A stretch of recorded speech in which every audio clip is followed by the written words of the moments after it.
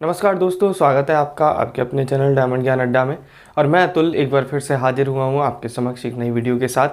जैसा कि आपको पता है कि मैंने मैथ्स में जो ज्यामिति है उसमें लगातार 5 वीडियोस डाल दी हैं, जिनमें से कुछ वीडियोस में मैंने थ्योरी की बात करी थी, जिनमें समांतर कोण क्या होता है, कांतर कोण क्या होता है, इनसे संबंधित सभी कोणों के विषय में भी मैंने अच्छे से आपको एलेबोरेट उसमें किया था। और उसके बाद में उसी से रिलेटेड जो प्रश्न होते हैं उन पर आधारित वीडियोस भी लेके आ चुका हूं। तो मैंने आपको एक कॉम्प्रहेंसिवली थ्योरी और साथ ही साथ क्वेश्चंस भी करा दिए हैं।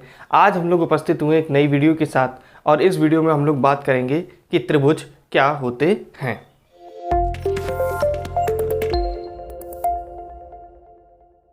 चलिए दोस्तों, देखते हैं कि त्रिभुज क्या होते हैं। सबसे पहले तो आपको त्रिभुज की परिभाषा जानना बहुत ही महत्वपूर्ण है, उसको समझ लीजिए कि त्रिभुज क्या होते हैं। त्रिभुज एक ऐसी आकृति होती है जो कि एक तल में, किसी एक तल में 3 रेखाखंडों से घिरकर बनती है। जैसे कि मैं बात करूं कि ये पूरा जो व्हाइट बोर्ड है ये भी एक तल है, इसमें लंबाई है और चौड़ाई है। अभी मैं इसकी ऊंचाई को निग्लिजिबल मान रहा हूँ, तो अगर लंबाई और चौड़ाई है तो इसका मतलब ये 2 डायमेंशनल हुआ। कितने डायमेंशनल हुआ? 2 डायमेंशनल हुआ। तो पहली बात तो एक बात याद रखिए कि त्रिभुज जो है वो एक 2D यानी कि 2 डायमेंशनल आकृति है। अब कौन कौन सी आकृति ऐसी होती हैं जो 2 डायमेंशनल होती हैं? जैसे हम लोग बात करें कि त्रिभुज हो गया, हम बात करें कि वर्ग हो गया, साथ ही साथ हम लोग बात करें आयत हो गया, साथ ही साथ हम लोग बात करें कि सर्कल हो गया जिसको हम लोग वृत्त बोलते हैं, साथ ही साथ अगर हम लोग बात करें ये चतुर्भुज हो गया। ये सभी आकृतियाँ जितनी भी मैंने यहाँ पर लिखी हैं, ये सभी आकृतियाँ कैसी हैं? 2 डायमेंशनल है। अब पहले इसको समझ लीजिए आप, उसके बाद ही हम लोग आगे बढ़ेंगे। मैं बिल्कुल आपको बेसिक से पढ़ाने की कोशिश कर रहा हूँ। तो देखिए होता क्या है कि अगर हम कहें कि 2 पॉइंट, यानी कि हम कह सकते हैं कि 2 रेखाएं हम इस तल में ले लें और एक तल इसके सामने रख दें और एक तल में उसमें एक पॉइंट ले लें, यानी कि उनको सभी को आपस में मिलाएं, तो क्या त्रिभुज बनेगा? आप कहोगे बिल्कुल नहीं। त्रिभुज जो है वो कैसी आकृति है? त्रिभुज आपकी 2 डायमेंशनल आकृति यानी कि 2D आकृति है। और ये बनती कैसे? ये एक समतल में स्थित 3 रेखाखंडों से घिरकर बनती है, यानी कि एक ही तल पर होना चाहिए, यानी कि यही तल है तो इसी तल पर उपस्थित होने चाहिए सारे पॉइंट्स। अब यहाँ पर साधारणतः हम लोग बात करते हैं कि त्रिभुज जो होता है, यानी कि जितनी भी 2 डायमेंशनल आकृति हैं उनमें हम लोग बात करते हैं क्षेत्रफल की। आपने देखा होगा त्रिभुज का क्षेत्रफल, इसी तरीके से वर्ग का क्षेत्रफल, इसी तरीके से आयत का क्षेत्रफल, तो हम लोग क्षेत्रफल की बात करते हैं। लेकिन जब हम लोग 3D में पहुंचते हैं, जिनमें आपका घनाभ है, ठीक है, घन है, साथ ही साथ बेलन है, साथ ही साथ स्फेयर है, तो हम लोग वहाँ पर वक्र पृष्ठ की बात करते हैं। दोस्तों, उसमें वक्र पृष्ठ की बात की जाती है, लेकिन यहाँ पर हम लोग किसकी बात करते हैं? क्षेत्रफल की बात करते हैं। तो मैंने आपको समझा दिया कि क्या 2D होता है और क्या 3D होती हैं। तो 2D आकृतियाँ क्या हैं? यही सब 2D आकृतियां हैं जो मैंने आपको बनाई हैं। तो 2D आकृतियों में अगर हम लोग बात करें तो भाई ये त्रिभुज भी 2D आकृति है, साथ ही साथ अगर हम लोग बात करें तो आयत भी 2D आकृति है, आयत के बाद बात करें तो वर्ग भी है, वृत्त भी है, अगर आप करोगे चतुर्भुज है वो भी है। ये सभी कैसी आकृति हैं? 2D आकृति है। यहीं पे अगर हम लोग बात करें कि 3D आकृतियाँ कौन सी हैं, तो 3D यानी कि 3 डायमेंशनल आकृतियाँ कौन सी हैं, जिनमें देखिए लंबाई भी होती है, चौड़ाई भी होती है और साथ ही साथ ऊंचाई भी होती है। तो देखिए 3D अगर हम लोग आकृतियों की बात करें तो 3D आकृति कौन सी है? घन है, घनाभ है, बेलन है, और साथ ही साथ आप अगर लोगे तो स्फेयर है, यानी कि जिसको हम लोग क्या बोलते हैं? गोला, ठीक है, प्रिज्म। ये सभी कैसी आकृतियां हैं? ये सब 3 डायमेंशनल आकृतियां हैं जो कि किसी एक ही तल पर नहीं उपस्थित होती है, इनमें कई तलों की आवश्यकता होती है। तो आप इतनी चीज़ समझ गए। यहाँ पर मैं त्रिभुज की डेफिनेशन भी लिख दे रहा हूँ, आप इसको नोट करते हुए चलिए। तो त्रिभुज की डेफिनेशन क्या है? त्रिभुज की परिभाषा क्या है? त्रिभुज की परिभाषा है कि किसी एक तल में 3 रेखाखंडों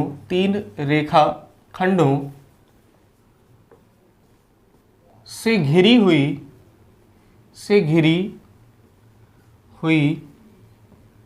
आकृति त्रिभुज कहलाती है। त्रिभुज कहलाती है। यहाँ तक क्लियर हो गया। अब बढ़ते हैं हम लोग त्रिभुज के प्रकार की तरफ कि त्रिभुज कितने प्रकार के होते हैं। तो देखिए त्रिभुज के जो प्रकार हैं, त्रिभुज के जो प्रकार हैं, ये तो यहाँ तक परिभाषा हो गई। त्रिभुज के प्रकार की तरफ अगर हम लोग आगे बढ़ें तो त्रिभुज के प्रकारों को दो टाइप में बांटा गया है। कितने टाइप में बांटा गया? दो टाइप में बांटा गया।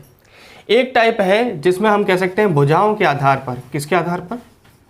भुजाओं के आधार पर। तो ये है कि भुजाओं के आधार पर त्रिभुज जो है कितने प्रकार के होते हैं, और साथ ही साथ यहां पर होता है कोणों के आधार पर।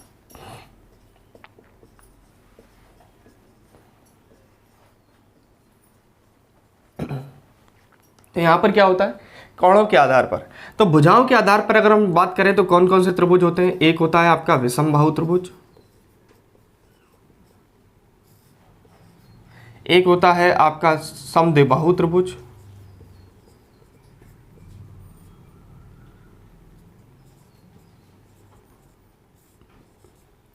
एक होता है आपका समबाहु त्रिभुज।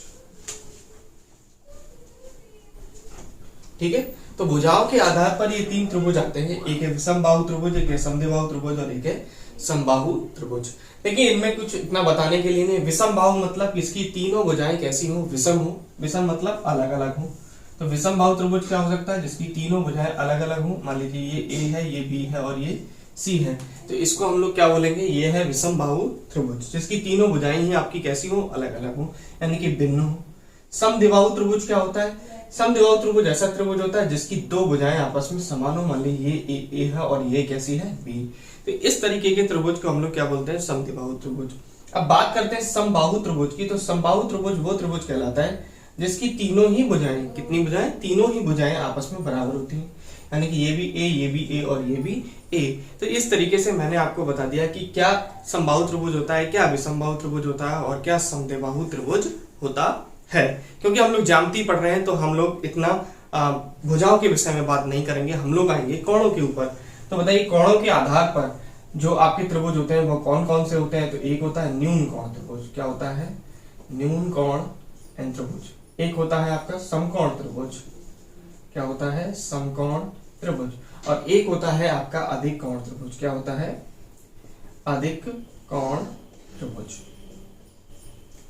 ये तीन प्रकार के त्रिभुज आपको देखने को मिलते हैं कोणों के आधार पर। अब इनको एक बार समझ लीजिए। न्यून कोण त्रिभुज क्या होता है? कि ऐसे त्रिभुज जिसमें तीनों ही कोण कैसे हों? न्यून कोण हो। न्यून कोण का अर्थ क्या होता है? प्रायः 0 से बड़े और 0 डिग्री से बड़े और 90 डिग्री से कितने? छोटे। तो हम कहेंगे कि न्यून कोण त्रिभुज क्या होता है? कि जिसमें तीनों ही कोण, यानी कि तीनों कोण कैसे हो? न्यून कोण हो। कैसे हो? न्यून कोण हो। अच्छा, समकोण त्रिभुज क्या होता है? मैं आपसे पूछूं समकोण त्रिभुज क्या होता है, तो आप कहेंगे कि कोई एक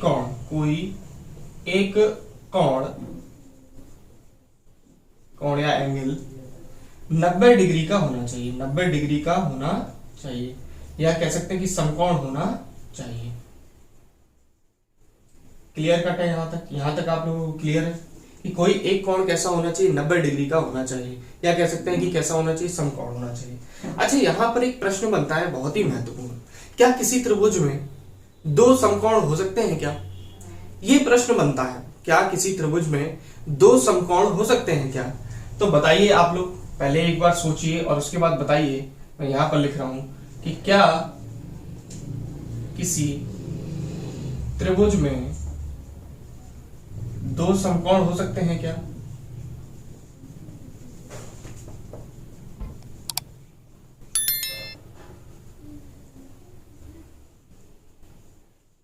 समझिए, ऐसा हो सकता है क्या कि किसी त्रिभुज में दो समकोण हो? आप कहेंगे बिल्कुल नहीं। यानी कि समकोण त्रिभुज कौन सा त्रिभुज होता है? जिसमें केवल और केवल एक कोण कैसा हो? समकोण हो। जैसे कि आप प्रैक्टिकली अगर देखें तो बताइए, ये एक कोण आपने क्या ले लिया? समकोण त्रिभुज। अब भाई त्रिभुज बनाना है, यानी कि त्रिभुज तीन रेखाओं से, रेखाखंडों से घिरी हुई आकृति होती है। अब तीसरी भुजा भी आपको दो समकोण अगर करने हैं तो बताइए यहां पर आप क्या करोगे? ऐसे करोगे। तो बताइए एक ये समकोण और ये समकोण हो गया, क्या ये तीन रेखाओं से घिरी हुई आकृति है? और क्या ये एक त्रिभुज है? आप कहोगे बिल्कुल नहीं। अतः किसी भी त्रिभुज में जो समकोण त्रिभुज है उसमें दो समकोण नहीं हो सकते, या आप कह सकते हो कोई भी त्रिभुज हो उसमें दो समकोण कदापि नहीं हो सकते, यानी कि केवल और केवल कितना समकोण होगा, एक समकोण ही हो सकता है किसी भी त्रिभुज में। या फिर आप प्रैक्टिकली इसको ऐसे भी समझ सकते हो कि बताइए एक समकोण है तो उसकी वैल्यू कितनी होगी, 90 डिग्री। एक और समकोण कर दिया तो बताइए उसकी भी डिग्री कितनी होगी, 90 डिग्री। बताइए त्रिभुज के तीनों कोणों का योग कितना होता है, 180। एक 90 डिग्री यहां हो गया, एक 90 डिग्री यहां हो गया, तो ये ऑलरेडी कितना हो गया, 180 डिग्री हो गया। तो बताइए तीसरा कोण कुछ हो पाएगा क्या? फिर भैया तीसरा कोण क्या हो सकता है, जीरो कोण थोड़ा ना होता है कुछ। तो बताइए कि तीसरा कोण क्या होगा, फिर कुछ हो ही नहीं सकता, यानी कि त्रिभुज आपका बनेगा ही नहीं, क्योंकि तीनों कोणों का योग कितना होना चाहिए, आपका 180 डिग्री होना चाहिए। क्या आप इतनी बात को समझ रहे हो? ठीक है, तो हम कह सकते हैं कि किसी भी त्रिभुज में दो समकोण नहीं हो सकते हैं, यानी कि कोई एक कोण 90 डिग्री का यानी समकोण होना चाहिए, उसी को हम लोग क्या बोलते हैं, समकोण त्रिभुज। बात करते हैं अधिक कोण की, तो इसी तरीके का कार्य हम लोग अधिक कोण में भी करेंगे। भैया बताइए अधिक कोण क्या होता है? अधिक कोण होता है 90 डिग्री से बड़े कोण और 180 डिग्री से छोटे कोण, उन्हीं को हम लोग क्या बोलते हैं, अधिक कोण बोलते हैं। तो इसमें क्या होता है, कोई एक कोण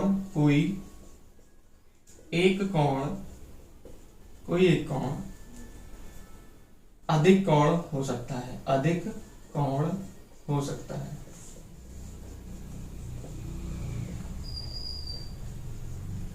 जैसे समझिए, अगर मैं बात करूं कि अधिक कोण है तो बताइए मैं इसको इस तरीके से बना रहा हूं कि ये एक त्रिभुज है, इसमें आप देख रहे होंगे ये वाला जो कोण है 90 डिग्री से बड़ा है, इसका मतलब ये कैसा होगा, ये अधिक कोण होगा। हम कहते हैं ये ए है, ये बी है और ये सी है। तो बताइए ये आपका मान लीजिए, मैं मान ले रहा हूं 92 डिग्री है, ठीक है। इस तरीके की संरचना होती है अधिक कोण त्रिभुज की। अब मेरा प्रश्न आपसे ये है, प्रश्न मेरा ये है, देखिए मैं मूलतः साधारणतः मैं किस पे जोर देता हूं, मैं बेसिक पे जोर देता हूं, क्योंकि अगर आपका बेसिक क्लियर है तो फिर आपको ज्यामिति समझने में प्रॉब्लम नहीं आएगी। अभी मैं आऊं और 4 क्वेश्चन इस पे लगाने लगूं तो आपको पता ही नहीं चलेगा कि हाँ इसका बेस होता क्या है। उसको समझिए पहले, उस पर गौर करिए, क्वेश्चंस भी लगवाएंगे, सब कुछ करवा देंगे। तो देखिए प्रश्न क्या बनता है कि क्या किसी त्रिभुज में, मैं पूछूं क्या किसी त्रिभुज में दो अधिक कोण पॉसिबल है?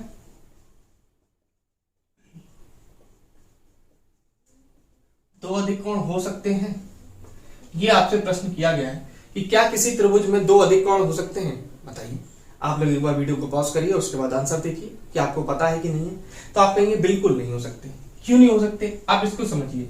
एक अधिक कोण है भैया, अधिक कोण 90 डिग्री से बड़ा होगा और 180 डिग्री से छोटा होगा। मान लीजिए एक अधिक कोण आपने 91 डिग्री मान लिया, ये अधिक कोण है, और दूसरा अधिक कोण भी आपको बताइए 90 से बड़ा मानना पड़ेगा, आपने कितना मान लिया, 92। अच्छा, एक त्रिभुज में 3 कोण होते हैं, तीनों कोणों का योग कितना होना चाहिए, 180। बताइए त्रिभुज में 3 कोण होते हैं और तीनों कोणों का योग कितना होना चाहिए, 180। बताइए ये दो कोण है, इनका योग कितना हो गया, 90 और 90 180, यानी कि 183 डिग्री। कितना हो गया, 183 डिग्री।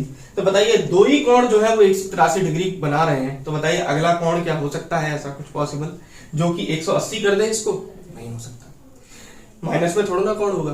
तो बताइए नहीं हो सकता। तो इसीलिए हम लोग कह सकते हैं कि किसी भी त्रिभुज में आपका दो अधिक कोण नहीं हो सकते हैं। तो अधिक कोण त्रिभुज क्या कहलाता है कि ऐसा त्रिभुज जिसमें कोई एक कोण जो हो वो कैसा हो, अधिक कोण हो, उसी को हम लोग क्या कहते हैं, अधिक कोण त्रिभुज कहते हैं। तो इस तरीके से मैंने आपको ये समझा दिया कि कोण क्या होते हैं, कोणों के प्रकार, त्रिभुज क्या होते हैं, त्रिभुज के प्रकार क्या होते हैं, भुजाओं के आधार पर क्या होते हैं, कोणों के आधार पर क्या होते हैं। चलिए अब समझते हैं अगला कॉन्सेप्ट।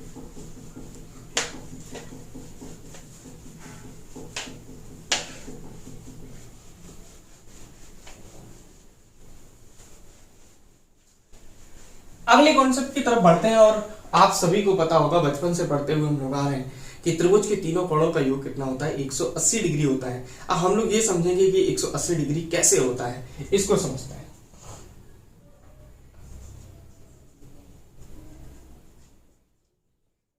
त्रिभुज के तीनों कोणों का योग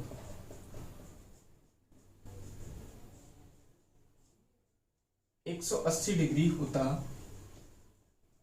है। ये तो मुझे लगता है कि सभी को पता होगा, इसमें किसी को दिक्कत नहीं होगी। अब कैसे होता है उसको समझते हैं। अब इसका हम लोग क्या कर रहे हैं, प्रूफ कर रहे हैं।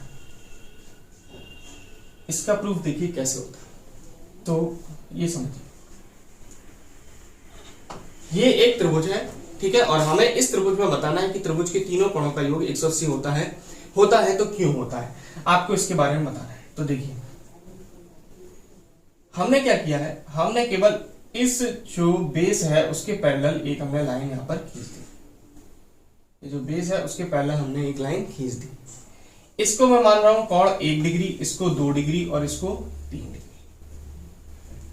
डिग्री नहीं मान के, ये डिग्री क्या है, यूनिट है, ठीक है, इसको आप समझिए यूनिट है, यानी कि ये 1 है, ये कोण 2 है, ये कोण 3 है, ठीक है। इसको मैं मान रहा हूं कि कोण ये 4 है और ये कोण आपका 5 है, ठीक है। आप देख रहे होंगे मैंने क्या किया, मैंने आपका ABC है, ये A है, ये B है और ये C है। त्रिभुज के तीनों कोणों को यहां पर लिखा है, कोण 1 है, कोण 2 है, कोण 3 है, यहां पर कोण 5 है और यहां पर कोण क्या है, 4 है। यहां तक बातें मान लिया। अब बताइए कि अगर मैं बात करूं, इस रेखा को भी मैं थोड़ा सा आगे बढ़ा दूं, देखिए जरा समझते चलिए इसको। इस रेखा को भी अगर मैं आगे बढ़ा दूं तो बताइए ये लाइन और ये लाइन, ये दोनों ही लाइन, मान लीजिए ये L1 है और ये L2 है, ये दोनों ही लाइन आपस में कैसी है, पैरेलल है। तो बताइए समांतर है, यानी कि L1 समांतर टू L2। अब बताइए दो लाइन अगर एक दूसरे के समांतर है और उनको एक तिर्यक रेखा अगर काट रही है, तो बताइए उसके अंदर ये जो कोण बनते हैं, बताइए दोनों समांतर रेखाओं के अंदर के कोण अंतः कोण कहलाते हैं। और उसमें भी बताइए कोण 2 और कोण 4 कैसे हैं, एकांतर कोण है। तो बताइए जो कोण 2 और कोण 4 एकांतर कोण है, तो हम कहते हैं कि त्रिभुज में बताइए कि जो त्रिभुज में नहीं, दो समांतर रेखाएं हैं, उनको एक तिर्यक रेखा काटती है, तो बताइए जो एकांतर कोण बनते हैं, एकांतर अंतः कोण बनते हैं, वो आपस में कैसे होते हैं, बराबर होते हैं। तो बताइए यहां पर आपका कोण 2 और बराबर होगा किसके, कोण 4 के, एकांतर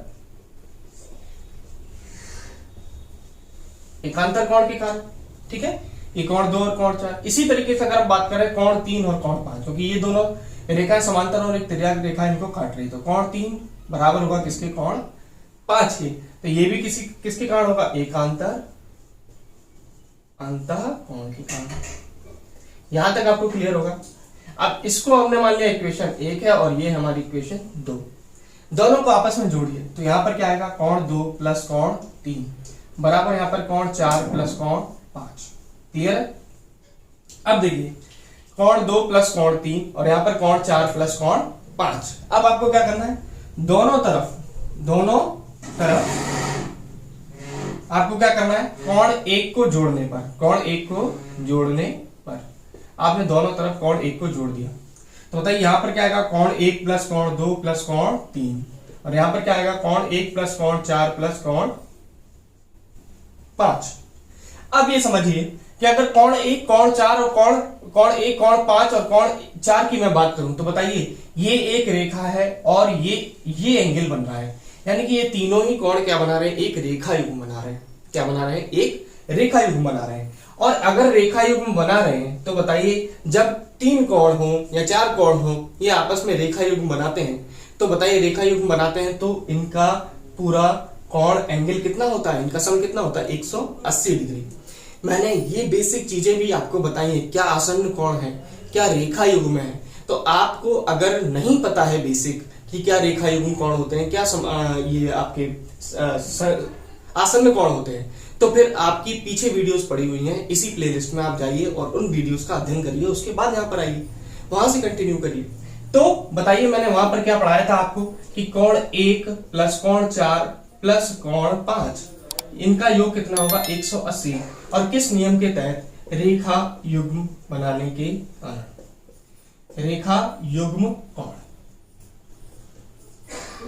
तो बताइए 1 और 4 और 5 का योग कितना हो गया, 180 डिग्री। तो बताइए 1, 4 और 5 का योग कितना हो गया, 180 डिग्री।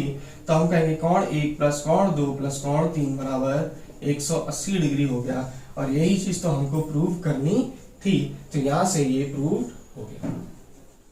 ठीक है, तो क्या आपको ये समझ में आया कि किस तरीके से आपके त्रिभुज के तीनों कोणों का योग 180 होता है। अगर आपको नहीं समझ में आया तो वीडियो को फिर से पीछे से एक बार देखें और इसको समझें, क्योंकि ज्यामिति को आपको पल पल में इसमें आपको बेसिक को समझते हुए चलना पड़ेगा, अदरवाइज आपको आगे जाके प्रॉब्लम्स होंगी।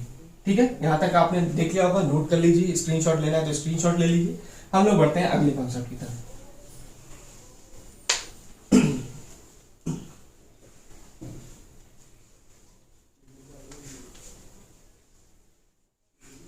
देखिए अगला कॉन्सेप्ट क्या है, वो है बहिष्कोण। त्रिभुज में बहिष्कोण क्या होता है? अगला कॉन्सेप्ट क्या है? बहिष्कोण। त्रिभुज में बहिष्कोण क्या होता है? जैसे कि ये एक मैं त्रिभुज बना रहा हूं,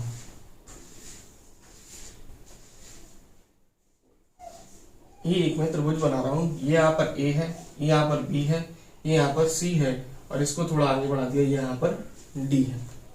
ठीक है, अच्छा इस कोण को मैं कोण ए बोलूंगा, इस कोण को कोण बी बोलूंगा, और इस कोण को कोण सी बोलूंगा। हमें निकालना क्या है? मान लीजिए ये बहिष्कोण निकालना है, इसका हमने ले लिया क्या? थीटा। ये क्या ले लिया हमने? थीटा ले लिया। तो आप समझिए क्या होता है कि त्रिभुज में जो बहिष्कोण होता है वो सुदूर अंतः कोणों के योग के बराबर होता है। यानी कि जो कोण आपका बन रहा है ए सी डी, कोण क्या बन रहा है? ए सी डी, जिसको हम लोगों ने क्या माना है? थीटा डिग्री माना है। क्या माना है? Theta degree. तो बताइए ये किस कोण के बराबर होगा? कोण ए प्लस कोण बी। यानी कि जो बहिष्कोण होता है वो सुदूर, सुदूर मतलब इस कोण से दूर। तो बताइए एक ए होगा और एक बी होगा, इन दोनों का योग जो होगा वो बताइए आपका बहिष्कोण बनाएगा। यहाँ पर मैंने कोण ए सी डी बराबर लिख दिया। देखिए ए सी डी बराबर क्या होगा? कोण ए प्लस कोण बी। क्लियर? और ए सी डी यहाँ पर क्या है? बहिष्कोण। बहिष्कोण। क्लियर है? यहाँ तक क्लियर कट है? यहाँ तक बात। अब एक प्रश्न और आता है कि अगर बताइए मैं इसको यहां पर बढ़ा दूं और मैं आपसे पूछूं, ये तो हमारा क्या है? ये हमारा क्या है? Point C. मैं आपसे पूछूं कि ये कोण कितना होगा? यानी मैं अगर आपसे पूछूं कि कोण बी सी और इसको ई मान लिया, बी सी ई क्या होगा? बताइए कोण बी सी ई क्या होगा? एक बार आप लोग वीडियो को पॉज करिए और उसके बाद बताइए कि कोण बी सी ई क्या होगा। देखिए बी सी ई क्या होगा, आप समझिए इसको। अगर मैं कहूं कि कभी भी दो रेखाएं आपस में एक दूसरे को काटती हैं, तो बताइए ये जो उसके आमने सामने के कोण बनते हैं, इन्हीं कोणों को हम लोग क्या बोलते हैं? शीर्षाभिमुख कोण बोलते हैं। क्या बोलते हैं? शीर्षाभिमुख कोण बोलते हैं।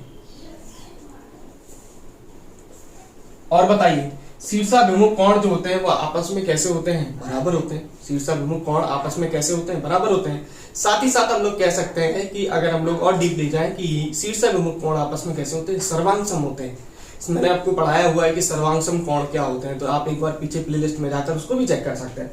तो बताइए शीर्षाभिमुख कोण जो होते हैं वो आपस में बराबर होते हैं। तो बताइए ये वाला जो कोण है और ये लाइन आपस में एक दूसरे को काट रही हैं, तो बताइए आमने सामने के जो कोण होंगे वो भी आपस में कैसे होंगे? बराबर होंगे।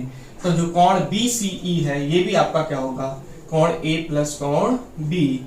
अच्छा तो इसका मतलब कोण ए सी डी बराबर होता है कोण बी सी ई, और ये किस कारण? ये आपका शीर्षाभिमुख कारण के।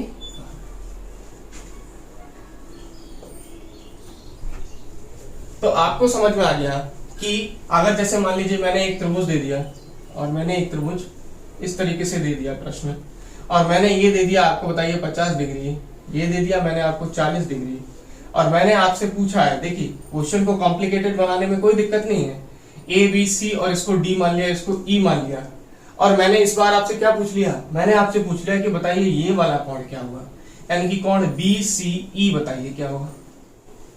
तो यदि आपने ये पढ़ा हुआ है कि भैया ये वाला कोण जो होगा वो तो आपका क्या होगा? सुदूर अंतः कोणों के योग के बराबर होगा, यानी 50 और 40 के बराबर, यानी कि 90 होगा। लेकिन अगर आपने ये चीज नहीं पढ़ी हुई है तो आपको यहाँ पर प्रॉब्लम क्रिएट हो सकती है। तो बताइए कोण बी सी ई भी क्या होगा? 40 और 50 का योग, यानी कि कोण ए प्लस कोण बी, एंड विच इज आपका 90 डिग्री। 90 डिग्री कैसे आया? कोण 50 डिग्री प्लस 40 डिग्री, यानी कि कितना हो गया? 90 डिग्री। क्लियर है क्या आपको? अब एक बात और समझिए कि जो आपका, यहां पर मैं आपको अच्छे से बना दे रहा हूं, ये सी हो गया और ये हो गया डी, और ये हो गया आपका बहिष्कोण। आपसे एक बार थ्योरी में इस तरीके से प्रश्न पूछा जा सकता है। क्या पूछा जा सकता है? आपसे प्रश्न ये पूछा जा सकता है कि जो बहिष्कोण होता है वो सुदूर जो अंतः कोण होते हैं उनमें से प्रत्येक से कैसा होता है। मैंने आपसे प्रश्न पूछा, यहां पर मैं इसको मिटा दे रहा हूं, आप लोग एक बार लिख चुके होंगे। तो देखिए अगर मेरा प्रश्न आपके पास आया, प्रश्न मेरा कहता है ये, प्रश्न कहता है कि बहिष्कोण किसमें, त्रिभुज में, किसमें, त्रिभुज में। तो त्रिभुज में जो बहिष्कोण होता है वह सुदूर अंतःकोणों में प्रत्येक से होता है, प्रत्येक से होता है। और यही आज आपका प्रश्न रहेगा इस वीडियो का कि आपको ऑप्शन दिया गया है, ए बड़ा होता है, बी छोटा होता है, सी बराबर होता है, या डी